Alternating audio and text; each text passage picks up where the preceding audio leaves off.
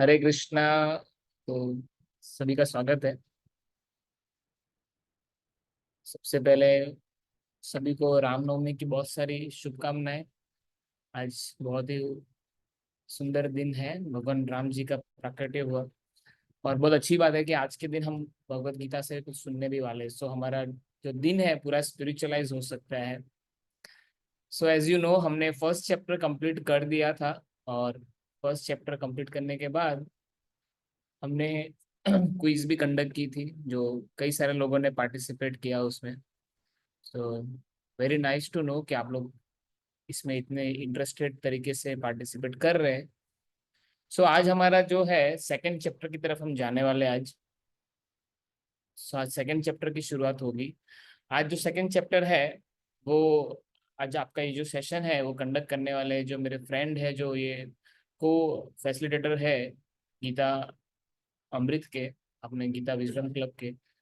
तो आज वो हमको यहाँ पे सेकंड चैप्टर के बारे में समझाएंगे। उनका नाम है धनंजय अर्जुन प्रभु। और वो लक्ष्मी इंस्टीट्यूट ऑफ टेक्नोलॉजी में प्रोफेसर है। वहाँ पे वो मैकेनिकल सब्जेक्ट पढ़ाते हैं। और ऑलमोस्ट लास्ट 15 ईयर्स से भगवत गीता सिखा रहे हैं लोगों को। और भगवत गीता की एक्चुअली एप्लीकेशन अपने लाइफ में करते हैं, भगवत गीता के हिसाब से जीते हैं। एक प्रॉपर टीचर वही है जो जो जो उसको खुद भी अप्लाई करता हूँ। तो उस प्रकार के प्रभु जी का इतना अच्छा एक्सपीरियंस है भगवत गीता का। और वो लोगों का शेयर भी करते हैं, कॉलेज में भी वो प्रीचिंग करते हैं, कॉलेज में भी बच्चों को गीता सिखाते हैं। और साथ ही साथ कई सारे फैमिलीज उनके साथ कनेक्टेड है, जिसके थ्रू फैमिलीज को भी वो कल्टीवेट करते हैं, उनको भी कृष्ण भगवान के नज़दीक और गीता के नज़दीक लेके जाते हैं। तो आज उनका हम स्वागत करेंगे। और आज का सेशन जो है ये बहुत इंपॉर्टेंट है, बिकॉज सेकंड चैप्टर जो है ये एक तरीके से समरी है भगवत गीता का। आप समझ रहे हैं, ये सेकंड चैप्टर में भगवान ने एक्चुअली गीता के सब कंटेंट जो मेन है वो सब सिखा दिया। बट अर्जुन को हमारी कंडीशन पता है, इसलिए अर्जुन फिर और डिटेल में भगवान से क्वेश्चन आंसरिंग करते हैं और फिर अगले चैप्टर्स भी शुरू हो जाते हैं। सो आज very important day and very important chapter. So let me invite Dhananjay Arjun Prabhu, so he can continue the session now.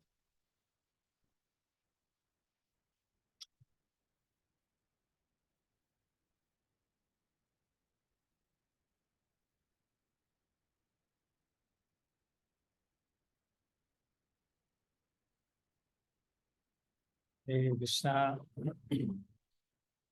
thank you very much, Shiv sir, Shyam Vishnu, for inviting me. और आप सभी लोगों का भी बहुत हार्दिक स्वागत है। जैसे कि आप सभी को पता है कि आज श्री रामनवमी है, बहुत ही पावन दिवस है। और इस शुभ अवसर पर हम भगवत गीता के बारे में कुछ समझने का प्रयास करेंगे, कुछ चर्चा करेंगे। तो ये अपने आप में बहुत ही दुर्लभ अवसर और सौभाग्य वाला अवसर बन चुका है। तो सभी का फिर से स्वागत है गीता अमृत के क्लास में। तो शुरू करने से पहले हम कुछ प्रार्थनाओं का उच्चारण करेंगे। ओम ज्ञानतिमिरन्धस्य ज्ञानञ्जनशलाकया चक्षुरुन्मिलितं येन तस्मै श्रीगुरुवे नमः। नमो विष्णुपादाय कृष्णपृष्ठाय भूतले श्रीमते भक्तिवेदान्तस्वामिनिति नामिने। नमस्ते सारस्वती देवे गौरवाणी प्रचारिणे निर्विशेष शून्यवादी पाश्चात्यादेशतारिणे। श्री कृष्ण चैतन्य प्रभु नित्यानंद श्री अद्वैत गदाधर शिवासादि गौर भक्तवृंद। हरे कृष्ण कृष्ण कृष्ण हरे हरे, हरे राम राम राम हरे हरे। तो श्रील प्रभुपाद जी की कृपा से हम भगवत गीता समझने का और समझाने का जो प्रयास है उनकी कृपा से ही कर रहे हैं। और इस्कॉन की जो गीता है, Bhagavad Gita as it is, ये हमारे इस कोर्स की टेक्स्ट बुक है। तो फिर से जैसे कि सारे क्लास में जो शिव सर हमको गाइडेंस देते हैं कि हम लोग को अगर इस पूरे कोर्स का एडवांटेज लेना है तो सबसे पहला है कि लाइव कोर्स अटेंड करें। बहुत सारे क्या बोलते हैं, रिकॉर्डिंग भी सुनते हैं, लेकिन ठीक है, रिकॉर्डिंग भी it's good and fine, but live का कुछ मजा ही कुछ और है। और दूसरा कि इसके सारे जो नोट्स हैं उसको आप देखें। नोट्स बहुत सुंदर तरह से डिजाइन की गई है कि आपको एट अ ग्लैंस पूरा चैप्टर का समरी मिल जाएगा। और क्विज भी अटेंड करें, क्योंकि जब तक हम लोग क्विज नहीं अटेंड करेंगे तब तक हमको पता नहीं चलेगा हमको कितना पता है। और सारे व्हाट्सएप ग्रुप में जो भी नोटिफिकेशंस आते हैं उसको आप रेगुलरली चेक करते रहे, उसमें बहुत सारी इंफॉर्मेशन और कंटेंट दिए जाते हैं। ठीक है, तो आगे बढ़ते हैं।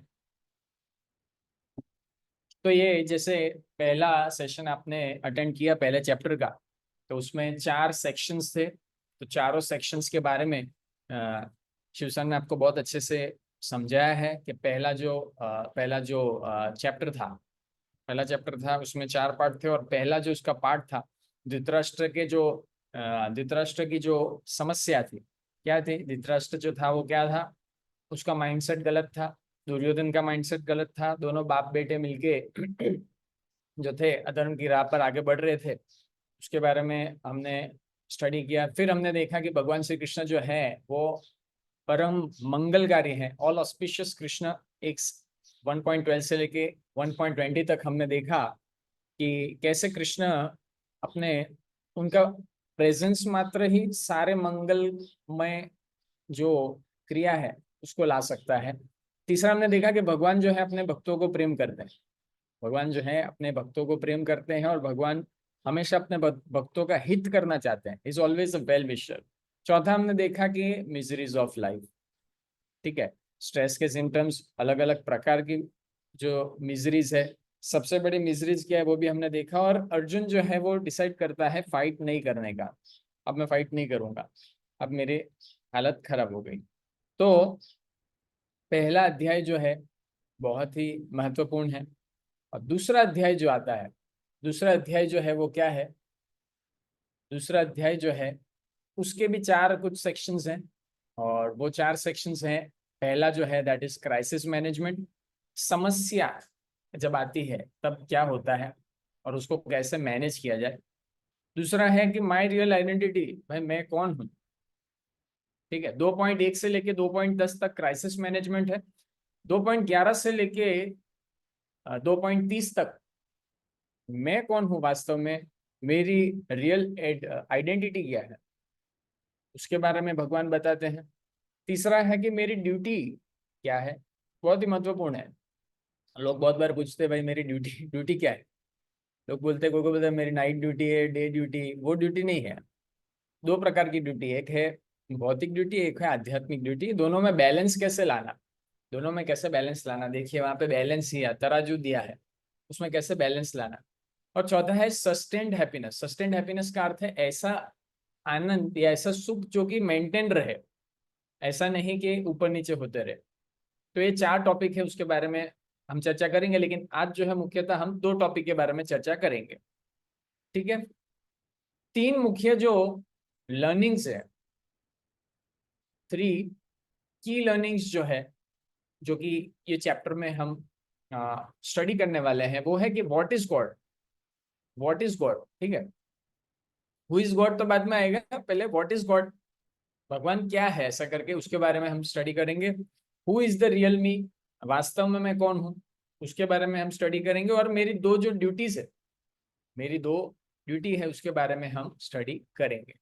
तो जो दूसरा अध्याय है उसके बारे में मैं जस्ट आपको थोड़ा सा एक चीज और बताता हूँ कि इसका नाम जो है वो है कंटेंट्स ऑफ गीता समराइज्ड।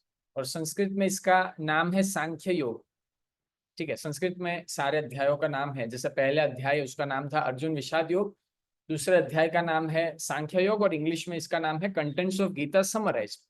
तो आप सोचेंगे sir contents of Gita summarise का मतलब क्या है प्रभु जी?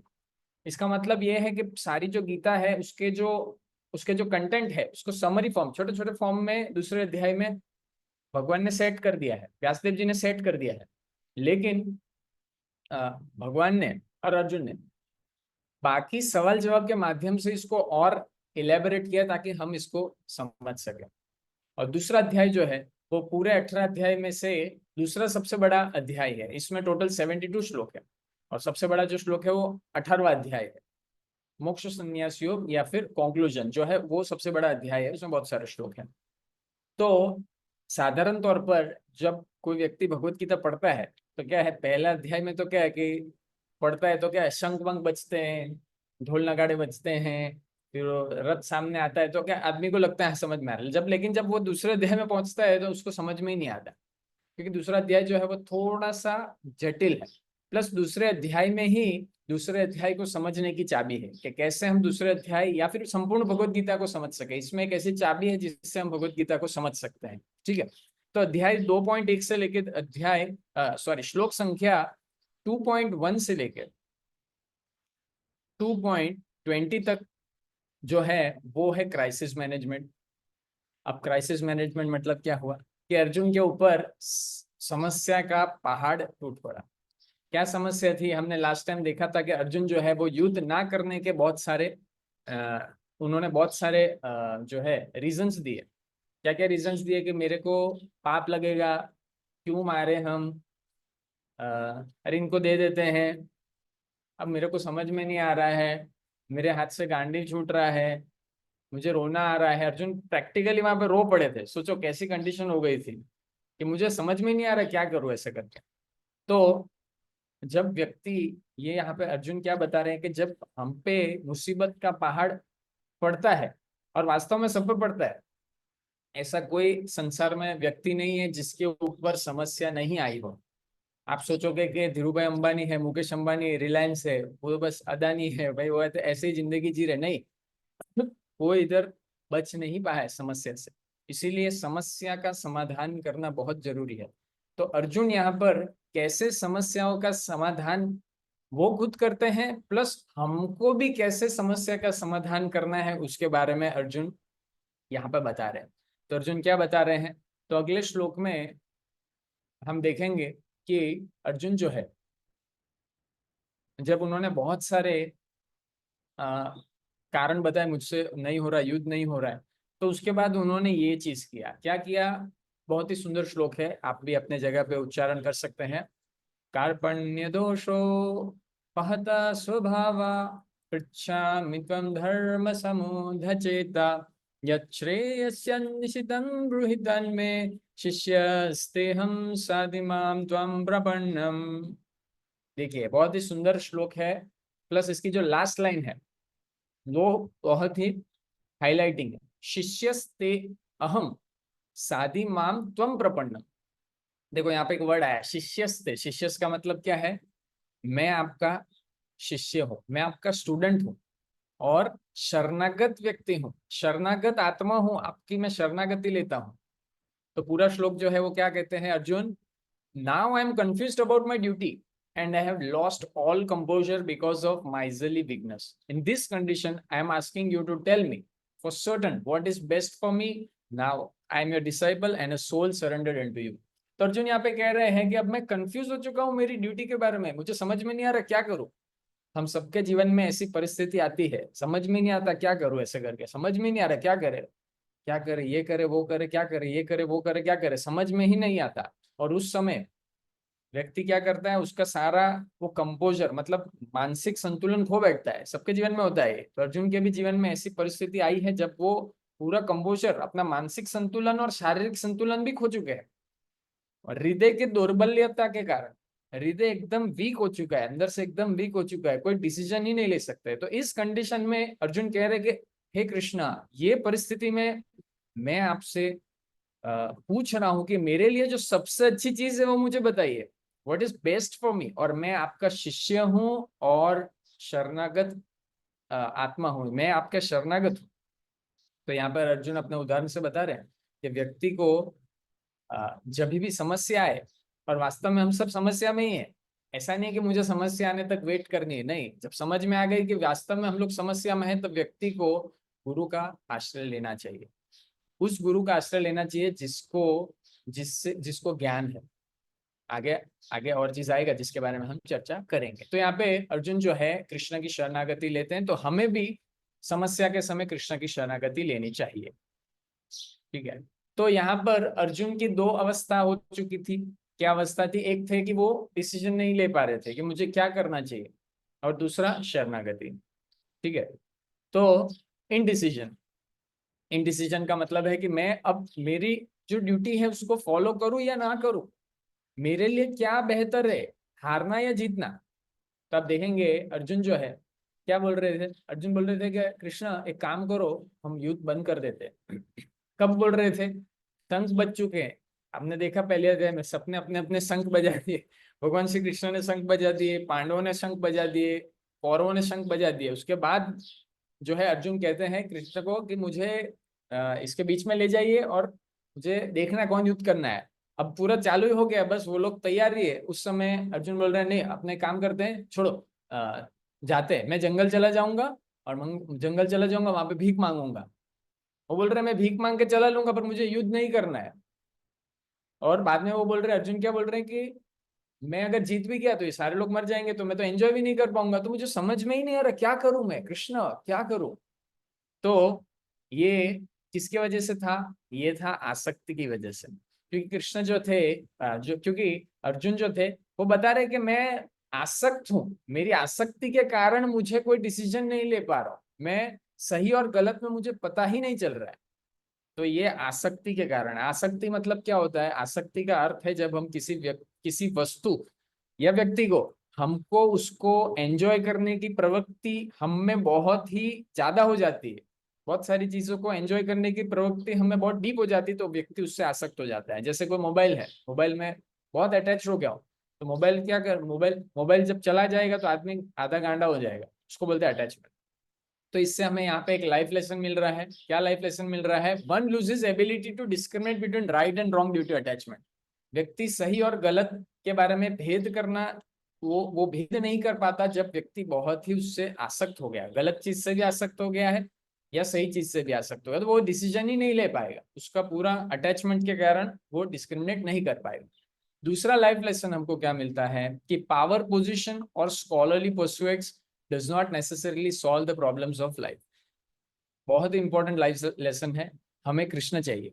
क्योंकि आप देखेंगे व्यक्ति कोई बड़े, उसको बहुत पावर मिल गया है, उसको बहुत बड़ी पदवी मिल गई और बहुत ही नॉलेजेबल भी क्यों ना हो गया है, लेकिन वो जीवन जीवन की समस्या नहीं सॉल्व कर सकता। अर्जुन तो यहाँ तक कहते हैं गीता में कि कृष्णा अगर मुझे ये सारा जो वर्ल्ड है उसकी प्रॉपर्टी मिल जाएगी ना, लेकिन जो मेरी अभी मन की अवस्था है ना, वो जो मैं इतना मेरे अंदर शौक आ रहा है ना, ये सारी चीजें मिलके भी वो शौक मेरे से निकाल नहीं सकते। हम लोग खुद ये प्रैक्टिकली जीवन में देखेंगे कि अगर बहुत समस्या है तो आप एसी वाले रूम में बैठे हो तो भी आपको पसीना आएगा, और हृदय अगर खाली है, हृदय में कृष्ण नहीं है, तो आपके पास सब कुछ होते हुए भी आपको खालीपन लगेगा। मैं आपको उदाहरण देता हूँ। एक बार मैं और शिव सर हम लोग एक जगह पे प्रोग्राम करने गए थे। प्रोग्राम करने गए थे, बहुत धनवान व्यक्ति था, बहुत धनवान, मतलब आप सोचोगे ना उसका जो हॉल था ना, घर का हॉल, वो घर का हॉल जो था ना, तो मेरे जैसे मेरा जो घर है ना वो उससे भी बड़ा उसका हॉल था। उसका डाइनिंग टेबल इतना बड़ा था, कम से कम 20 फुट का तो डाइनिंग टेबल था, और घर में टीवी था, वो तो मेरे घर की 2 दीवार मिला के जितनी टीवी थी। लेकिन जब हमने वहां पे कीर्तन किया और शिव सर ने वहां पे क्लास दिया था, हमने कीर्तन किया था, थोड़ा डांस किया था, तो वो आंटी वहां पे बोली कि आज आज मुझे रात को नींद आएगी, आज मुझे बहुत अच्छा लगा। तो मैं और शिव सर रास्ते में सोच रहे थे, मैं बोला देख, इसका घर खाली सोफा बेच ले तो हमारा घर का ये हमारे घर की वैल्यू और इसके सोफे की वैल्यू एक समान है, लेकिन ये बोल रही है कि आज मुझे नींद आएगी, आज मुझे अच्छा लगा। तो ये यहाँ पे जो जो भगवत गीता का सिद्धांत है, ये वहां पे हमने प्रैक्टिकली देखा कि हाँ यार, ये व्यक्ति तो सब कुछ होते हुए भी इसको लग रहा है मेरे पास कुछ नहीं है।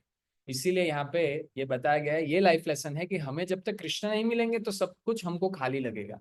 तो अर्जुन की भी ऐसी ही परिस्थिति हो गई थी और अर्जुन ने वहां पे कृष्ण की शरणागति ली। ठीक है, तो आगे सरेंडर।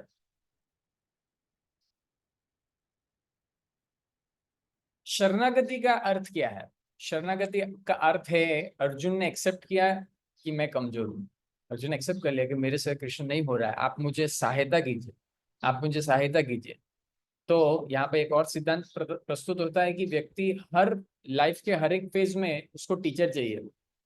हर एक लाइफ के फेज में टीचर चाहिए। जैसे कोई गायक है तो उसका गायक का टीचर होता है, डांसर है तो डांस के टीचर होते हैं।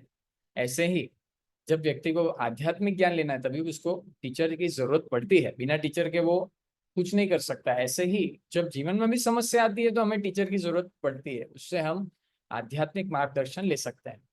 दूसरा यहाँ पे शरणागति का जो अंग है वो है टेक शेल्टर ऑफ भगवान, भगवान की शरणागति ली। तो आप सोचोगे कि सर भगवान मतलब क्या क्या है, तो ये हम चीज आगे चर्चा करेंगे कि भगवान जो है वो क्या है। तीसरा जो पॉइंट है that is change in relationship from relative friends to guru and shishya. Arjun पहले जो थे, आप देखेंगे महाभारत में, तो अर्जुन जो है वो कृष्ण को क्या ऐसे कंधे पे हाथ रखते थे, फिर मस्ती करते थे, फिर वो बोलते थे ए यादव, हे सखा, ऐसा करके बोलते थे। आगे आगे भगवत गीता में भी अर्जुन बोलते कि मैं तो आपको ऐसा एकदम फ्रेंड जैसा समझ रहा था। तो कभी तो क्या हुआ यहाँ पे जो है वो रिलेशनशिप चेंज हो गया, गुरु और शिष्य का रिलेशनशिप आ गया। अर्जुन जो है वो शिष्य बन गए और भगवान श्री कृष्ण उनके गुरु बन गए, और उस गुरु शिष्य के संबंध से क्या होने लगा, नॉलेज ट्रांसफर होने लगा। नॉलेज जो है वो ट्रांसफर होने लगा। नॉलेज, कृपा, ये सब ऊपर से नीचे ट्रांसफर होता है।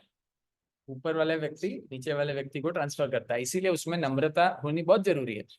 हमने देखा बहुत सारे लोग हैं वो बहुत अभिमान में रहते हैं, હું આવડે ને હું આવડે, बहुत अभिमान में रहते हैं। उससे व्यक्ति को ज्ञान ट्रांसफर नहीं होता।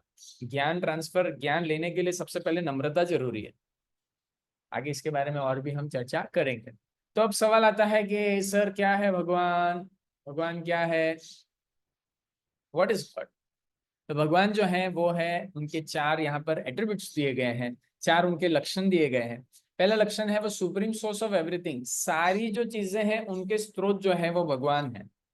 सारी चीजें जो आ रही है वो भगवान से आ रही है। तो भगवान गीता में भी ये चीज बता दे, अहम सर्वस्व प्रभवो मत्तः सर्वम प्रवर्तते इति मत्वा भजन्ते माम बुधा भाव समन्विता। भगवान कहते हैं कि सब कुछ जो है वो स्पिरिचुअल एंड मटेरियल सारी चीजें कृष्ण से आ रही है। दूसरा भगवान कह रहे हैं जब सारी चीज मुझसे आ रही तो क्या है, I am the supreme proprietor, मैं उन सारी चीजों का मालिक हूं। आप बोलोगे सर मेरा फ्लैट है, मेरा बंगलो है, मेरा घर है, क्या उसका मैं मालिक नहीं हूं? नहीं, आप मालिक हैं, लेकिन क्या मालिक, कैसे मालिक है, टेम्पररी मालिक है। जैसे मैं परसों सोच रहा था, मेरे घर में मैं ऐसे बैठा था, ऐसा लेटा हुआ था, तो मैं देख रहा था मेरे घर में सब लकड़े हैं, लकड़े का घर बना है। तो मैंने देखा कि ये घर बने हुए तो 100, 150, 120 साल हो गए, चाहे तो 35 साल हुए। मतलब इसके पहले भी कितने लोग यहाँ पे जीवन बिता के जा चुके हैं, और अभी फिलहाल ये टेम्पररी मेरे अंडर आया है, मतलब हमारे फैमिली के अंडर आया है। हम लोग इसके अपने आप को मालिक समझ रहे हैं, लेकिन हर एक व्यक्ति, प्रत्येक व्यक्ति संसार में टेम्पररी जो है प्रॉपराइटर है। अल्टीमेट प्रॉपराइटर इज भगवान Shri Krishna. Third attribute is supreme controller. भगवान जो है परम नियंता है, सब कुछ उनके कंट्रोल में है। तो आप बोलेंगे प्रभु जी मैं भी तो कुछ कंट्रोल कर सकता हूँ। नहीं, हम क्या कंट्रोल कर सकते हैं? हम लोग को बहुत जोर से बाथरूम आए तो बाथरूम भी नहीं कंट्रोल कर सकते, बस रुकानी पड़ती है। कहीं बाहर चले गए तो बस स्टॉप करना पड़ता है, रोको मुझे बहुत जोर से वॉशरूम बाथरूम आया है। हम लोग कुछ कंट्रोल नहीं कर सकते। इमोशंस आए तो कंट्रोल नहीं कर सकते, गुस्सा आया तो कंट्रोल नहीं कर सकते, गाली देना है तो मुझसे लोग गाली, मतलब ऐसा संसार में देखा है मैंने, वो सांस से ज्यादा गाली बोलते हैं। मैं बोला भाई कंट्रोल करना, बोला नहीं होता, गाली निकलती है। तो क्या कंट्रोलर है? हम लोग कंट्रोलर नहीं है, but Shri Krishna is supreme controller. भोक्तारं यज्ञ तपसां सर्वलोके महेश्वरम सुदम सर्वभूतानां ज्ञात्वा शांतिम रक्षति। भगवान कहते हैं कि मैं सुप्रीम कंट्रोलर हूँ, सुप्रीम प्रोपराइटर हूँ। और जब व्यक्ति सुप्रीम प्रोपराइटर है, सुप्रीम कंट्रोलर है, तो वो क्या है, सुप्रीम एंजॉयर। सुप्रीम एंजॉयर है, सिर्फ एंजॉय करते हैं।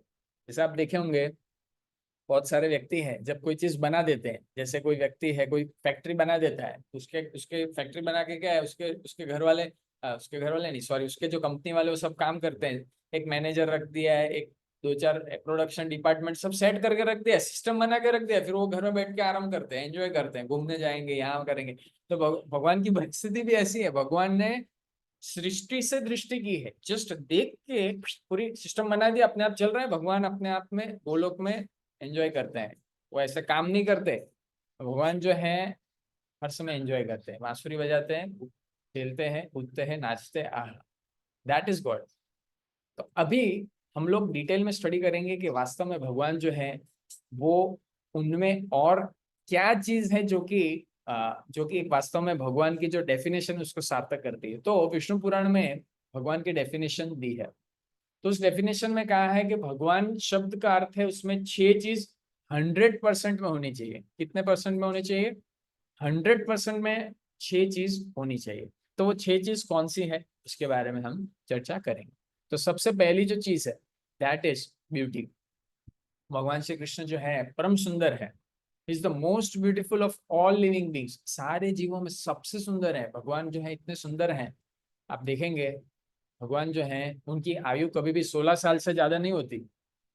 और हम जो व्यक्ति आप देखना 16 साल में वास्तव में सब बहुत सुंदर लिखते हैं।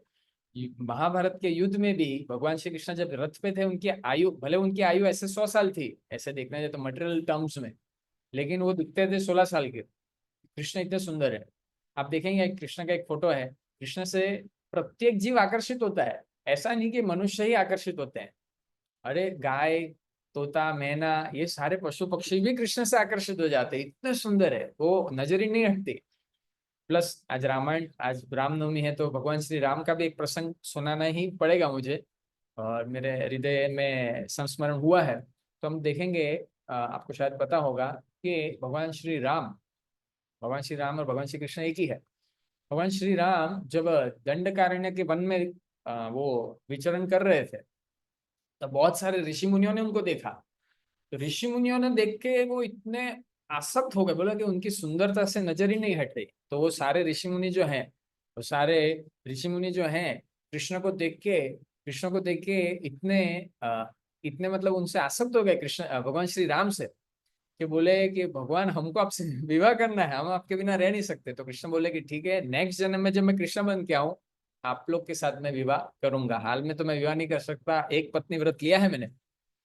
तो वो एक सेट ऑफ गोपीज जो है उनको ऋषिया गोपीज भी कहते हैं।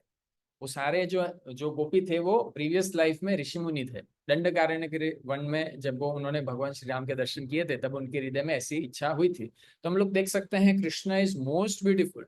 की सुंदरता का डिस्क्रिप्शन तो मैं करने बैठू तो रात हो जाएगी, इतने भगवान श्री कृष्ण है। तो उनकी जो सुंदरता है वो सबसे ज्यादा है, उनके कंपेयर में किसी की सुंदरता नहीं है, उनकी सुंदरता सबसे ज्यादा है। नेक्स्ट जो एस्पेक्ट है वो है शक्ति, स्ट्रेंथ। भगवान से ज्यादा शक्तिशाली कोई नहीं है। आप देखेंगे फोटो में, यहाँ पे देखो, भगवान श्री कृष्ण जो है अपने लेफ्ट हैंड की सबसे छोटी उंगली के टॉप मोस्ट पार्ट पे पूरा गोवर्धन उठा दिया। और कैसे भगवान ऐसे कोई जिम में नहीं गए, अमर जिम में जाऊं, फिटनेस 7 में जाऊं, ऐसे कोई जिम में नहीं गए। भगवान श्री कृष्ण ने ऐसे ही उठा लिया। भागवतम में वर्णन है कि जैसे कोई बच्चा कैसे फूल तोड़ता है, फूल तोड़ के उठाता है, ऐसे ही पूरा जो गोवर्धन पर्वत है भगवान श्री कृष्ण ने 7 दिनों तक धारण किया। प्लस अगर आप में से कोई वृंदावन गया तो उन्होंने अगर गोवर्धन परिक्रमा की होगी तो पता चलेगा, गोवर्धन जो है परिक्रमा 23 किलोमीटर की है, सरकमफ्रेंस जो है वो 23 किलोमीटर का है। कितना बड़ा गोवर्धन होगा सोचो, इतना हल्के से उठा दिया। दूसरा, आप देखेंगे भगवान की शक्ति। तो रामायण में जब भगवान श्री राम और सारे जो वानर सेना है, ये जब समुद्र किनारे आ चुके थे, साउदर्न पार्ट जो है इंडिया के, वहां पे आ गए थे, तो वहां से लंका जाना था। तो भगवान श्री राम ने बोला कि मैं समुद्र देव से प्रार्थना करता हूँ कि मुझे वो रास्ता दे करके। तो लक्ष्मण जी बोले, क्या भगवान, क्या क्या भैया आप ऐसा क्या कर रहे हो, खाली एक तीर निकालो सब रास्ता बस्ता क्या सब साफ कर देगा। नहीं, बोले नहीं, अपने पहले हम प्रार्थना करेंगे। तो भगवान श्री राम ने 3 दिन तक वहां उपवास किया। 3 दिन के उपवास के बाद समुद्र देव आए नहीं बाहर, समुद्र के देवता बाहर नहीं आए। तो भगवान श्री राम को गुस्सा आया तो जस्ट उन्होंने अपनी आंखों को एक गुस्से से देखा समुद्र की ओर। तो जैसे ही भगवान राम ने देखा तो पूरा समुद्र जो है वो बॉईल होने लगा, पूरा बॉईल होने लगा। ऐसा ऐसा बॉईल होने लगा, आप सब्जी डाल दो खिचड़ी बन जाए ऐसा बॉईल होने लगा। सोचो भगवान की क्या शक्ति है, जस्ट देखने मात्र से समुद्र को पूरा बॉईल कर दिया। फिर समुद्र देव प्रार्थना किया आके, भगवान मैं तो आपके वंशावली में ही हूँ, आपके आपके पूर्वज जो हैं सगर महाराज हुए हैं, उनके पुत्रों ने ये समुद्र खोदा है, उसी से इसका नाम सागर पड़ा है। तो कृपया मुझे क्षमा कीजिए और मेरे पे ऐसा एक ब्रिज बनाइए, ऐसा ब्रिज बनाइए जिसमें कोई कॉलम बीम कुछ नहीं हो, और करोड़ों करोड़ों युगों युगों तक, अनंत काल तक आपकी कीर्ति बनी रहे। तो देखो भगवान की दूसरी शक्ति, भगवान के नाम से ऐसा ब्रिज बन गया है, ऐसा ब्रिज जिसमें कॉलम नहीं कुछ नहीं, 80 माइल्स चौड़ा और 800 माइल लंबा। सोचो भगवान के नाम से ऐसा ब्रिज बना दिया। क्या कोई है ऐसा? कोई हमारा दमन का ब्रिज बना, बार बार गिर जाता है, कहीं भी ब्रिज बनाओ गिर जाता है, रोड बनाओ फट जाता है। ये भगवान की शक्ति है। असीम ऐश्वर्य जो है भगवान के एक सेकंड कैरेक्टरिस्टिक है। तीसरा है ज्ञान। सारी यहाँ पे तो मोस्ट ऑफ स्टूडेंट्स हैं, टीचर्स हैं, हम देखेंगे हमारी बुक्स, कोई 8th standard, 9th standard, 10th standard book 6 महीने पढ़ के बाद में वो रद्दी बस्ती में बेच देता है। लेकिन भगवान ने भगवत गीता दी है, 5,000 साल से व्यक्ति पढ़ रहे हैं, इतना पढ़ रहे हैं, और अभी भी ये पुराना नहीं हुआ, जब भी पढ़ेंगे फ्रेश लगेगा। तो ये भगवान का ज्ञान है। कभी भी भगवान से ज्यादा ज्ञानी कोई नहीं है, ये भगवान की परिकाष्ठा है। चौथा उदाहरण है धन, विटामिन एम, लक्ष्मीपति। तो भगवान श्री कृष्ण है, स्वयं लक्ष्मीपति है। हमको बचपन से ऐसा बोलते थे कि बेटा धन चाहिए तो लक्ष्मी जी की पूजा कर, पढ़ाई चाहिए तो सरस्वती जी की पूजा कर। लेकिन यहाँ पे देखेंगे, आपको स्क्रीन पर दिखेंगे कि लक्ष्मी जी स्वयं भगवान श्री कृष्ण के चरण दबा रही है। तो उनसे ज्यादा कौन और धनवान होगा, स्वयं लक्ष्मीपति है। तो ये है कि भगवान से ज्यादा धनवान कोई नहीं, भगवान जो है सारे धन के मालिक है। फिर हमने देखी 5 चीजें, हमने देखी, सुंदरता देखी, बल देखी, ज्ञान देखी, वैराग्य देखी। फेमस नहीं आया यहाँ पे, हाँ फेमस बाद में आएगा। तो देखेंगे भगवान का एक गुण जो है वो है वैराग्य। आप स्क्रीन में देख सकते हैं, इतनी सारी चीज होते हुए भी भगवान जो है सुदामा के पैर धो रहे हैं, सुदामा के पैर धो रहे हैं। सोचो हमारे यहाँ पे कोई व्यक्ति के खाली गजिए में 2-5 लाख रुपए आ जाए तो ऐसे छाती ऐसे हो जाती है, ऐसे करके घूमता है, मैं ही हूँ, चश्मे पहन के बुलेट ले घूमेगा, मैं ही हूँ, मैं ही हूँ। लेकिन भगवान की नम्रता देखो, भगवान का वैराग्य देखो कि भगवान के पास सारी चीजें होते हुए भी भगवान जो है अपने भक्तों के चरण धो रहे हैं। प्लस महाभारत के युद्ध में जब राजसूय यज्ञ हुआ था, भगवान ने क्या सेवा ली थी, उन्होंने सेवा ली थी कि सारे जो अतिथि आएंगे उनके चरण मैं धोऊंगा। प्लस जो प्रसाद वहां पे चल रहा था, जो भंडारा चल रहा था, करोड़ों करोड़ों लोग जो खा रहे थे, भगवान बोले उन सबका झूठा पत्तल मैं उठाऊंगा। ये है भगवान, ये भगवान का वैराग्य है। प्लस रामायण में आप देखेंगे भगवान श्री राम जब युद्ध समाप्त करके सारे जब जब वो अयोध्या लौटे तो वहां पे उन्होंने सबका इंट्रोडक्शन दिया, मतलब सबका परिचय करवाया। तो परिचय कराते समय उन्होंने सारे अयोध्या वासी को कहा, भरत महाराज को कहा, शत्रुघ्न महाराज को कहा, माता को कहा, वशिष्ठ ऋषि मुनि ये सब थे वहां पे। तो भगवान श्री राम ने कहा कि आ, आ, ये है सुग्रीव और ये है हनुमान। भगवान कह रहे इनकी कृपा से मैं युद्ध जीता, इनकी कृपा से मैं युद्ध जीता, इन्होंने सहायता की तभी मैं युद्ध जीता। सोचो भगवान ऐसा बोल रहे हैं, भगवान बोल रहे हैं सुग्रीव और हनुमान जी की वजह से, वो क्रेडिट दे रहे हैं, ऐसा नहीं कि मैंने युद्ध किया मैं जीता, नहीं, भगवान का क्या गुण है। प्लस वाइसे वर्षा सुनेंगे तो आप टेंशन में आ जाएंगे।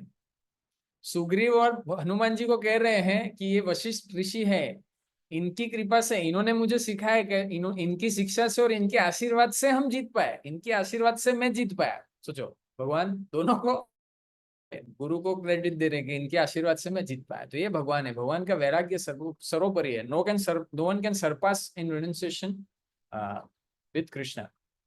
फिर छठा जो गुण है वो है फेम। आप देखेंगे यहाँ पे बहुत सुंदर फोटो शिव सर ने बनाया है, अलग अलग इस दुनिया के अलग अलग शहरों में भगवान श्री कृष्ण की जगन्नाथ रथ यात्रा चल रही है। भगवान लंदन में भी फेमस है, प्रयाग, लोगों ने इस सिटी का नाम भी नहीं सुना होगा न्यूजीलैंड में, इटली में, ऑस्ट्रेलिया में, सब जगह भगवान को जानते हैं, सब जगह भगवान की रथ यात्रा निकल रही है। प्लस 14 भुवन में सब जगह भगवान के गुणगान गाए जाते हैं। भगवान is all famous, all famous. भगवान देवता भी गुणगान करते हैं, ब्रह्मलोक में ब्रह्मा जी भी स्तुति करते हैं, नीचे के लोगों में भी स्तुति होती है भगवान की। तो भगवान जो है वो फेमस है। तो ये 6 गुण जो है ये भगवान के डेफिनेशन है। जिस व्यक्ति में 100% में ये 6 गुण हो वो है भगवान। ठीक है, तो इससे क्या लाइफ लेसन हमको मिलता है, इससे लाइफ लेसन हमको मिलता है कि what ever good I seen mean is because he shares a spark of his opulence. तो ये सारी चीजें जो हम में भी कुछ चीजें हैं इसमें से, जैसे हमारे पास बहुत धन हो सकता है, हमारे पास बहुत अच्छा रूप हो सकता है, हम लोग ब्यूटीफुल हो सकते हैं, हमारे पास थोड़ा ज्ञान हो सकता है, हम लोग फेमस हो सकते हैं, हमें शक्ति हो सकती है। हर समय याद रखना चाहिए कि ये सारी चीजें जो हैं ये कृष्ण ने हमको दी है, कृष्ण हमको ये शेयर कर रहे हैं, इसीलिए हम लोग फेमस है, इसीलिए हम लोग शक्तिशाली है, इसीलिए हमें बुद्धि है, ज्ञान है, इसीलिए हमें सुंदरता है। तो ये लाइफ लेसन है, ये हमें बहुत अच्छे से इसको हर समय याद रखना चाहिए। दूसरा लाइफ लेसन है, क्या है, at difficult decision making situation consult perfect authority. जब भी समस्या आए तो हमें परफेक्ट अथॉरिटी को हमको कंसल्ट करना चाहिए। और वो परफेक्ट अथॉरिटी कौन है? भगवान श्री कृष्ण और भगवान श्री कृष्ण के भक्त, उनसे हमें कंसल्ट करना चाहिए। तो आगे बढ़ते हैं। दूसरे जो पाठ है, अध्याय 2 श्लोक संख्या 11 से लेकर 30 तक, मैं कौन हूं, मेरी वास्तविक आइडेंटिटी क्या है, मेरी वास्तविक पहचान क्या है। तो बहुत ही सुंदर श्लोक में भगवान श्री कृष्ण यहाँ पे बताते हैं, देहिनोऽस्मिन् यथा देहे कौमारं यौवनं जरा तथा देहांतर प्राप्तिर्धीरस्तत्र न मुह्यति। भगवान यहाँ पे कह रहे हैं कि आत्मा जो है वो शरीर में स्थित है, और शरीर जो है ये बहुत, ये समय के साथ बदलता रहता है, चेंज होता रहता है, और एक समय में मर जाता है। लेकिन आत्मा जो है वो चेंज नहीं होता, आत्मा दूसरे शरीर में जाता है। तो आप देखेंगे यहाँ पे फोटो जो है, हम अपने जीवन काल में भी देख सकते हैं कि हम छोटे थे, पहले छोटे नंगे पुंगे थे, फिर बड़े हुए, कुमार, कुमार मतलब 5 साल के हुए, फिर यौवनम मतलब 16 17 18 साल के हुए, फिर धीरे धीरे हम लोग थोड़े बड़े हो गए, फिर धीरे धीरे हम लोग जरा मतलब बुढ़ापे की ओर जा रहे हैं। लेकिन आत्मा जो है वो इस पूरे शरीर में कांस्टेंट है, जैसे आप फोटो में देखेंगे आत्मा कांस्टेंट है, लेकिन उसका शरीर बदल रहा है। इनफैक्ट आप देखेंगे, आप बचपन के आपका खुद का फोटो देख लो, बोलेंगे बोलेंगे हर मैं ऐसे ये था क्या, कुछ तो बस हमको खुद को डाउट होता है क्या मैं ये था। तो हम जो है वो पसार हो रहे हैं, हमारी बॉडी जो है वो चेंज हो रही है, लेकिन आत्मा वही स्टेगनेंट है। तो वास्तविक हमारी आइडेंटिटी क्या होनी चाहिए, आत्मा की होनी चाहिए, उसके बारे में चर्चा करेंगे। लेकिन आपके लिए एक दूसरा बहुत ही सुंदर एग्जाम्पल है, आप देखेंगे यहाँ पे सचिन तेंदुलकर, पूरी जीवनी आ चुकी है उसकी। वो आगे तो आप बोलोगे सर कुछ फोटो बनाया था आपने, एडिटिंग किया होगा, लेकिन ये देखो ये आपको पूरा जीवनी बता रही है। ये पहले सचिन तेंदुलकर छोटे चड्डी में, फिर ये बड़े हुए घुंघराले बाल वाले, फिर ये बैट बैट पकड़े, सॉरी बैट पकड़े हुए हैं, फिर देखो 16 साल के। भगवान का श्लोक यहाँ पे सार्थक हो गया ना, देहिनोऽस्मिन् यथा देहे कौमारम, देखो पहले ऊपर के 4 फोटो कौमारम है, फिर नीचे के 3 फोटो यौवनम, फिर लास्ट वाला फोटो फोटो क्या है, जरा बुढ़ापा। तो देखो शरीर कैसे बदल रहा है, भगवान का श्लोक कितना साइंटिफिक है, लेकिन आत्मा जो है वो सेम है। तो यही हमारी वास्तविक पहचान है। और जो सवाल उठता है कि वास्तव में मैं क्या हूँ, क्या ये मैं शरीर हूँ या मैं आत्मा हूँ, तो हम वास्तव में जो है वो आत्मा है, और हम शरीर जो है वो बदलते रहते हैं। जैसे आप फोटो में देख सकते हैं, जैसे कपड़े बदलते हैं वैसे हम शरीर बदलते हैं। चलो शरीर के बारे में थोड़ी सी और चर्चा कर लेते हैं। तो ये जो हाल में जो मेरा जो शरीर है, ये 5 तत्वों से बना है, धरती अग्नि जल वायु आकाश। टेम्पररी है और मृत्यु के समय नष्ट हो जाता है। इसको बोलते हैं ग्रॉस बॉडी या स्थूल शरीर। स्थूल शरीर क्यों कहते हैं, क्योंकि हम लोग इसको टच कर सकते हैं, इसको छू सकते हैं, ठीक है।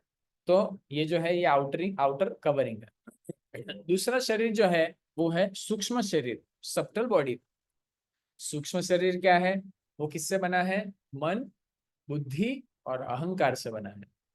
जैसे हम सबके पास मन है, सबके पास मन है, सबका मन होता है, हाँ मन होता है। जैसे कहीं रास्ते रास्ते में चले गए, कुछ पानी पूरी का लारी आया तो बोला मेरा पानी पूरी खाने का मन कर रहा है। तो मन जो है वो क्या है, वो इच्छा की फैक्ट्री है, सारी मन में इच्छाएं आती है। गुस्सा भी पहले मन में आता है, खुशी भी पहले मन में आती है। तो ये सूक्ष्म शरीर है, दिखता नहीं लेकिन है। दूसरा है इंटेलिजेंस। ये सूक्ष्म शरीर 3 चीजों से बना है। जैसे स्थूल शरीर 5 चीजों से बना है, सूक्ष्म शरीर 3 चीजों से बना है। और वो 3 जो चीजों से बना है, हम उनके फंक्शन से पता कर सकते हैं ये 3 अलग अलग हैं ऐसा करके। तो मन का जो कार्य है वो है इच्छा करना। सेकंड आता है बुद्धि, इंटेलिजेंस। आप देखेंगे जब आप पानी पूरी खाने जा रहे हैं, आपका मन हो गया पानी पूरी खा लो, तुरंत अंदर से दूसरी आवाज आएगी, रुक जा, उसको देख तो सही, वो 5 दिन से नहाया नहीं है, वो देख वही हाथ अंदर डाल रहा है, वही हाथ वो सब अंदर वो मसाला मसाला बना रहा है, वो सब यहाँ पसीना लग रहा है, वो सब अंदर डाल रहा है। तो बुद्धि क्या करेगी, आपको डिफ्रेंशिएट करेगी। अच्छे और बुरे में भेद करने का जो काम है वो बुद्धि का है। इसीलिए आप देखेंगे जब कोई उल्टा काम करता है तो हम लोग क्या बोलते हैं, इसकी बुद्धि खराब हो चुकी है। क्या हो चुकी है, इसकी बुद्धि खराब हो चुकी है। तो बुद्धि का काम है भेद करना अच्छे और खराब में। और तीसरा जो है वो है फॉल्स ईगो। फॉल्स ईगो मतलब क्या हुआ, फॉल्स ईगो का मतलब है फॉल्स ईगो। ईगो मतलब क्या है, मैं ये हूँ, मैं वो हूँ, मैं ये हूँ, मैं वो हूँ।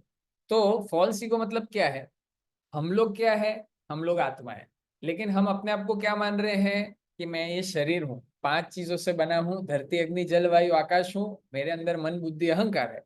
तो फॉल्स ईगो मतलब जब व्यक्ति अपने आप को ये शरीर मान लेता है उसको बोलते हैं फॉल्स ईगो। तो ये भी हमारे अंदर बाय डिफॉल्ट ये चीज अंदर है। तो 3 चीजों से हम पता कर सकते हैं। उसके बाद हमारे अंदर एक तीसरा शरीर है, क्या है, सोल। सोल जो कि आध्यात्मिक है। आध्यात्मिक इन द सेंस, आगे जो 8 चीजें मैंने आपको बताई, धरती अग्नि जल वायु आकाश, ये सारे मटेरियल एलिमेंट्स हैं, ये भौतिक एलिमेंट्स हैं। लेकिन जो सोल है वो आध्यात्मिक है स्वभाव में। और वास्तव में हमारे अंदर सोल नहीं है, हम ही सोल है। जैसे बहुत सारे लोग, हम लोग कभी क्लास देने जाते तो कोई एक एक दो बच्चे पूछते हैं, सर हमारे अंदर आत्मा है ना, हमारे अंदर आत्मा है। मैं बोला भाई हमारे अंदर आत्मा तो नहीं है, आत्मा तो है, अरे हम ही आत्मा है, हम ही वो आत्मा है। हम ही आत्मा है, हमारे अंदर आत्मा नहीं, हम ही आत्मा है। हाँ, हालांकि अभी अंदर बैठे हैं और अपने आप को ये शरीर मान रहे हैं, वास्तव में आत्मा हमारे हृदय में है। हृदय में हृदय देश अर्जुन तिष्ठति, गीता में कृष्ण कहते हैं। तो ये 3 टाइप की बॉडीज के बारे में आपको पता होना चाहिए। तो सवाल आता है कि सर मृत्यु के बाद क्या होता है। मृत्यु के बाद जो हमारा ये शरीर है 5 चीजों का जो बना हुआ है, वो तो या तो जला दिया जाएगा, मतलब हमारे वैदिक शास्त्रों के अंदर जला दिया जाता है, या फिर दफना दिया जाता है। लेकिन अगला शरीर में कौन जाता है, अगले शरीर में हमारा मन बुद्धि अहंकार और आत्मा। आत्मा के ऊपर जो मन बुद्धि अहंकार का कवरिंग है, मतलब जो सूक्ष्म शरीर है, वो अगले शरीर में जाता है। जैसे अभी सपोज मैंने कुछ, मैं मेरे नसीब के हिसाब से मैं ऐसा नॉर्मल जीवन जी रहा हूँ, तो मेरे को अगले जन्म में कुत्ता बनना है, तो ये शरीर तो नष्ट हो जाएगा, लेकिन जो मेरा जो मन है, मन बुद्धि अहंकार है, वो कुत्ते के शरीर में जाएगा, और वो सेम जो बॉडी है वो अगले अगले अगले बॉडीज में ट्रांसमाइग्रेट होगा। तो भगवान गीता में ये चीज के बारे में स्पष्ट करते हैं। क्या स्पष्ट करते हैं, आत्मा के बारे में स्पष्ट करते हैं कि आत्मा जो है वो नष्ट नहीं होता, और शरीर जो है वो नष्ट होता है। हम जो है वो आत्मा है, न जायते म्रियते वा कदाचिन, नायम भूत्वा भविता वा न भूया, अजो नित्य शाश्वतो यम पुराण न हन्यते हन्यमाने शरीरे। तो भगवान श्री कृष्ण कह रहे हैं कि आत्मा का कभी जन्म नहीं होता, आत्मा का कभी विनाश नहीं होता, और कभी भी वो बना नहीं है, ना ही कभी आत्मा को बना सकते हैं। वो अजय है, उसका कभी जन्म नहीं हुआ है, शाश्वत है, इटर्नल है, एवर एग्जिस्टिंग है, कभी नष्ट नहीं होगा, और प्रीमिवल है, पुराना है। शरीर के नष्ट होने से आत्मा नष्ट नहीं होता। क्या सुंदर भगवान यहाँ पर बता रहे हैं। तो ये सुन के ही व्यक्ति को कॉन्फिडेंस आ जाएगा, हाँ चल भाई कोई भी परिस्थिति है, ठीक है, कोई बात नहीं, आत्मा है, नष्ट तो नहीं होगा ना, बाकी तो तकलीफ तो रहवानी है, लेकिन आत्मा कभी नष्ट नहीं होता। तो अगला सवाल आता है, सर ठीक है आप तो गीता के बारे में बता रहे हैं, लेकिन क्या कुछ प्रैक्टिकल एविडेंस है जिसके बारे में हम आत्मा के बारे में और अच्छे से समझ सकते हैं। यस, 4 उदाहरण से हम आत्मा के बारे में समझ सकते हैं। क्या बोलते हैं, पॉइंट से हम समझ सकते हैं। तो पहला पॉइंट है common sense understanding. Common sense understanding का अर्थ क्या है कि जैसे कोई व्यक्ति मर जाता है, कोई किसी के यहाँ पे कोई एक्सपायर हो जाता है, तो क्या बोलते हैं कि पहले तो गियो, पहले तो गियो। जैसे कोई हम किसी के दादाजी एक्सपायर हो गए तो उनकी बॉडी वहीं पे पड़ी है, हम क्या बोलेंगे, दादाजी तो चल बस ऐसा। आपको क्वेश्चन आएगा नहीं, उनकी बॉडी तो वहीं पे, तो क्या चल गए, चला गया, तो उसके अंदर आत्मा थी वो चली गई। तो इसको बोलते हैं कॉमन सेंस अंडरस्टैंडिंग। दूसरा जो है उसको बोलते हैं near that experience. Near that experience का मतलब क्या है, जैसे किसी व्यक्ति को मृत्यु के नजदीक का अनुभव होता है। ठीक है, मृत्यु के नजदीक का अनुभव मतलब कैसा है कि वो बस मरने ही वाला है, या उसका आत्मा बाहर आ चुका है, तो वो देख सकता है कि लोग मेरे पे ऑपरेशन कर रहे हैं या फिर कुछ कुछ चीजें कर रहे हैं, वो देख सकता है। तो एक बहुत ही बड़े फिलोसोफर हुए, साइंटिस्ट हुए, उन्होंने ऐसे बहुत सारे रिसर्च कंडक्ट किए जिनको मृत्यु के नजदीक का अनुभव हुआ है। जैसे कोई वो बोले कि मैं जब बस मरने ही वाला था, या तो मैंने देखा कि एक सफेद रोशनी है, मैं उससे जा रहा हूँ, भाग रहा हूँ, ऐसा कुछ मैंने देखा। तो ये नियर एक्सपीरियंस हुआ। फिर आता है out of body experience. Out of body experience कैसा है? जैसे ये बहुत सारे हॉस्पिटल्स में होता है।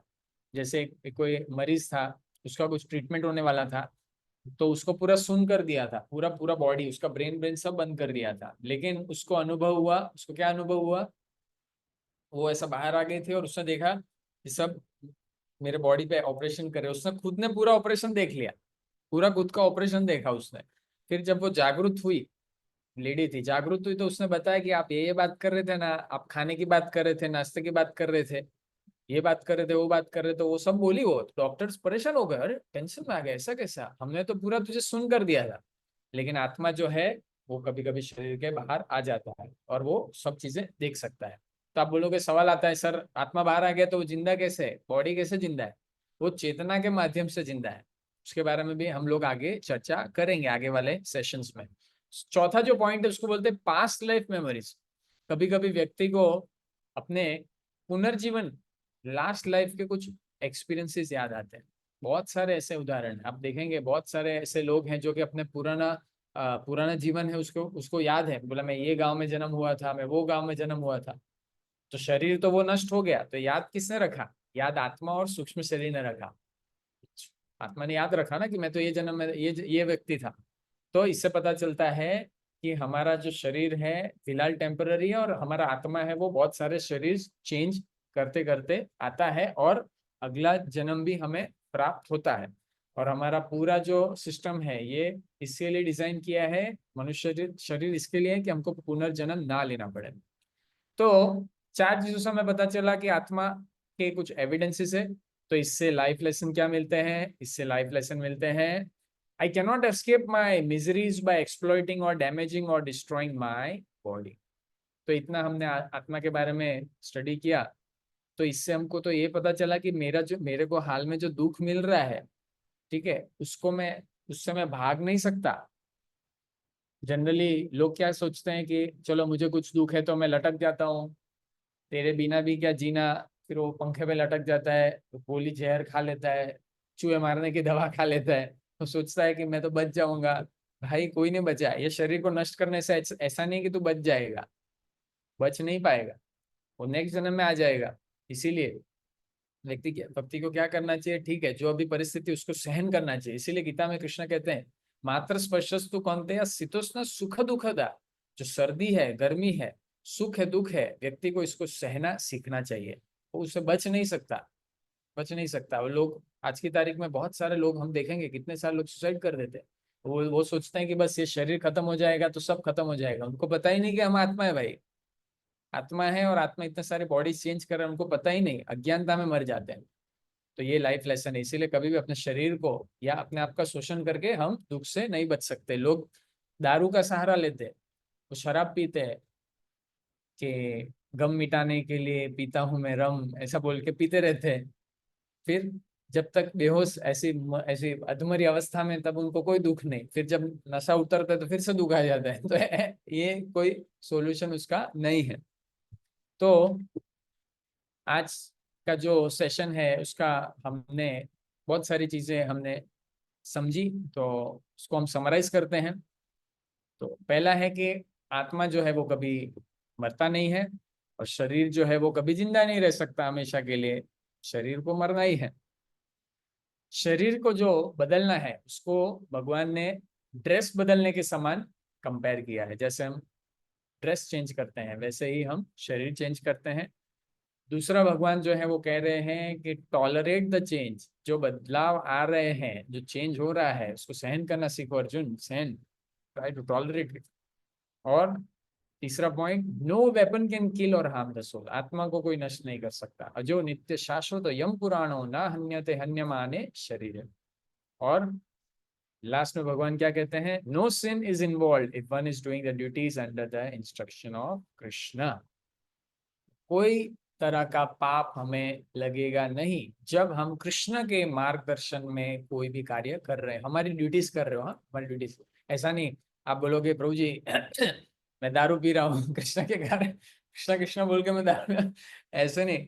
हमें जो ड्यूटीज है, जो नॉर्मल रेगुलर रूटीन, जो जो हमारे कर्म है, उसके बारे में यहाँ पे चर्चा की जा रही है। वो हमें जो है कृष्ण के मार्गदर्शन में, कृष्ण के भक्तों के मार्गदर्शन में, कृष्ण के आश्रय में, कृष्ण की कृपा लेकर, कृष्ण का नाम जप कर कर, कृष्ण का ज्ञान अर्जित करके, कृष्ण की सेवा करके हमें ये चीजें करनी है। तो किसी भी प्रकार का पाप से हम लिप्त नहीं होंगे। हरे कृष्णा। शिला प्रभुपाद की जय। किसी को कोई सवाल है तो लेकिन आज कोई पूछ सकते हैं, कोई क्वेश्चंस?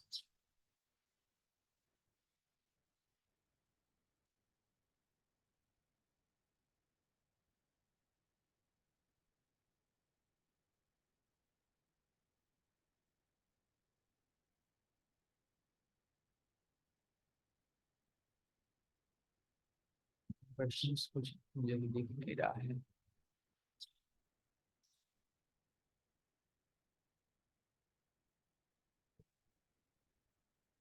हाँ, दिखा रहे हैं यहाँ पे chat box.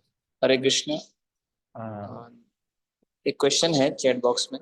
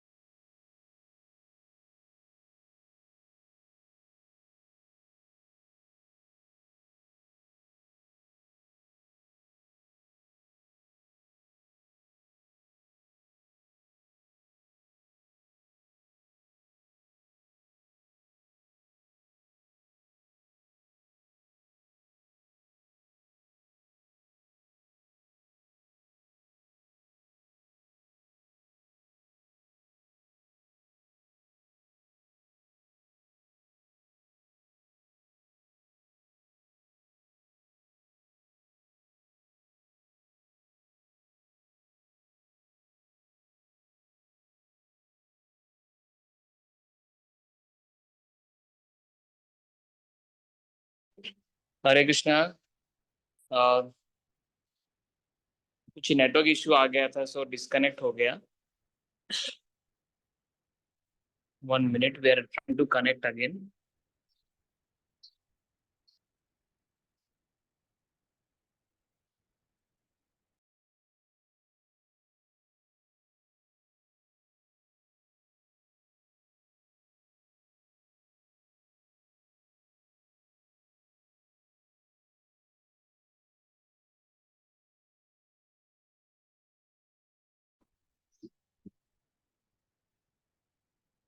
Okay, so question था तो मैंने शायद क्वेश्चन का जवाब दिया था, लेकिन नेटवर्क चला गया इस वजह से। सो आई अगेन समराइज। तो विनोय प्रसाद का क्वेश्चन था कि क्या हमें ऐसा क्या करना चाहिए कि हमें नेक्स्ट जन्म ना मिले।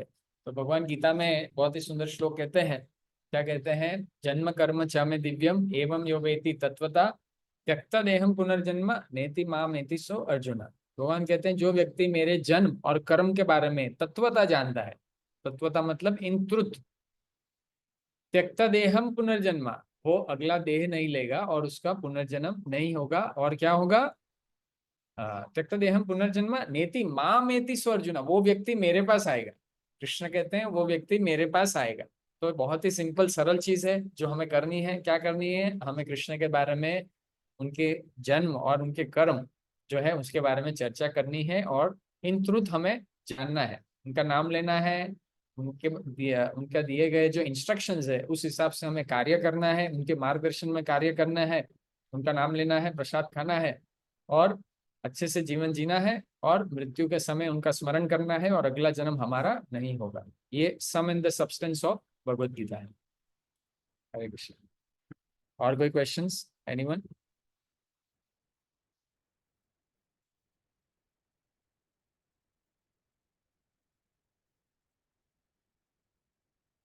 Thank you sir. Okay, welcome.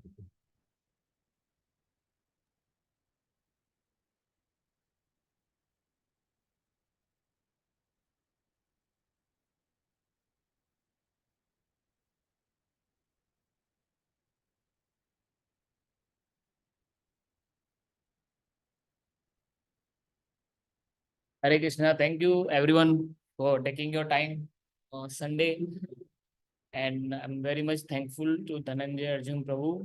तो उन्होंने भी समय निकाल के आज हमको बहुत अच्छा एक, आई एम श्योर आप लोगों ने एंजॉय किया, क्योंकि सेकेंड चैप्टर बहुत कॉम्प्लिकेटेड है, फिर भी उन्होंने इतना उसको ह्यूमरस और उसको एकदम सिंपल कर दिया हमारे लिए। इनफैक्ट आज ऑलमोस्ट 1 आवर क्लास होने जा रहा है, इसमें इतना कंटेंट है, इतना सारा है कि इस पे हम इतना ज़्यादा इसके बारे में हम सोच सकते हैं।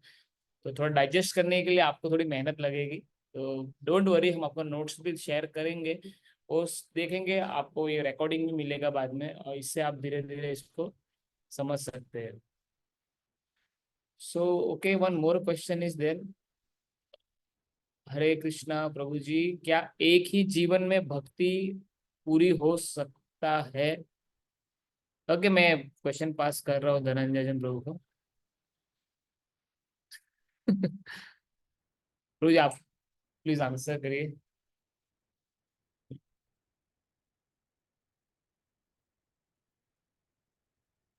अरे तो कृष्णा, साथ में बैठे साथ मेरे। में बताए।